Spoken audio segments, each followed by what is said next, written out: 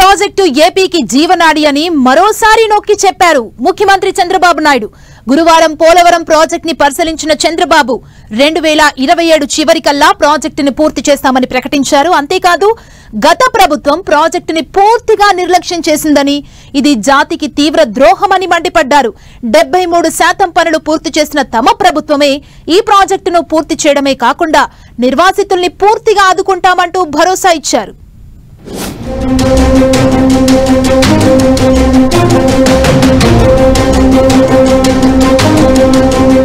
Polavaram project ఏపీకి జీవనాడి అని, ఈ ప్రాజెక్టుని గాడిలో పెట్టడానికి అనేక నిర్ణయాలు తీసుకున్నట్లు ముఖ్యమంత్రి చంద్రబాబు తెలిపారు. గురువారం పోలవరం ప్రాజెక్టుని పరిశీలించిన అనంతరం మాట్లాడిన చంద్రబాబు పోలవరం 2027 ఏప్రిల్ నాటికి పూర్తి చేస్తామని చెప్పారు. అంటే ప్రాజెక్టు వల్ల సకాలంలో పూర్తి అయింటే మీరు కూడా జీవితాల్లో సెటిల్ అయ్యేవారు. ఈ నీళ్లుగానుంటే వ్యవసాయం బాగా జరిగేది, అదనపు ఆయకట్టు వచ్చేది, ఆదాయం పెరిగేది. ఏదేమైనా ఒకటే హామీ ఇస్తున్నా, 2027కి పునరావాసం పూర్తి చేయాలని ఒక సంకల్పంతో ముందుకు పోతున్నాం. 2027 డిసెంబర్కి ప్రాజెక్టు పూర్తి అయ్యుంటే 2026 డిసెంబర్కి మీ అందరికీ పునరావాసం కల్పించే కార్యక్రమానికి శ్రీకారం చుట్టమని.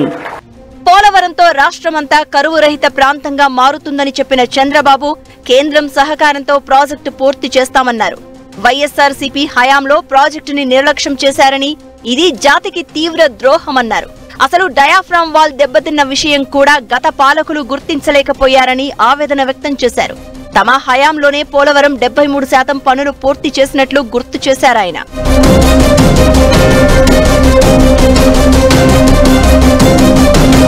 పోలవరం ప్రాజెక్టు పనులు జరుగుతున్న తీరును ముఖ్యమంత్రి పరిశీలించగా ఆయన వెంట మంత్రి నిమ్మల రామానాయుడు, మాజీ మంత్రి పితాని సహా పలువురు ప్రజాప్రతినిధులు ఉన్నారు. ఈ సందర్భంగానే ఎమ్మెల్సీ జయమంగళ వెంకటరమణ బాబు కాళ్లకి నమస్కరించడం పలువురిని ఆకర్షించింది. వైఎస్ఆర్సీపీ నుంచి ఎన్నికైన ఆయన రాజీనామా చేశారు. టీడీపీలో చేరేందుకు రంగం సిద్ధం చేసుకోగా కౌన్సిల్ చైర్మన్ ఆయన రాజీనామాని ఆమోదించలేదు. ఇక్కడే నిర్వాసితులతో పాటు స్థానికులతో చంద్రబాబు ముఖాముఖి కార్యక్రమం నిర్వహించారు.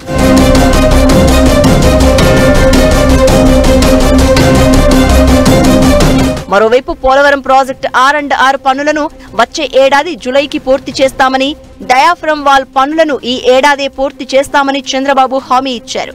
ఈ సందర్భంగానే పోలవరాన్ని ఆధారంగా చేసుకుని ఉత్తరాంధ్ర సుజల స్రవంతి బనకచర్ల ప్రాజెక్టు నిర్మించాలి అనేది తన లక్ష్యంగా చంద్రబాబు చెప్పుకొచ్చారు.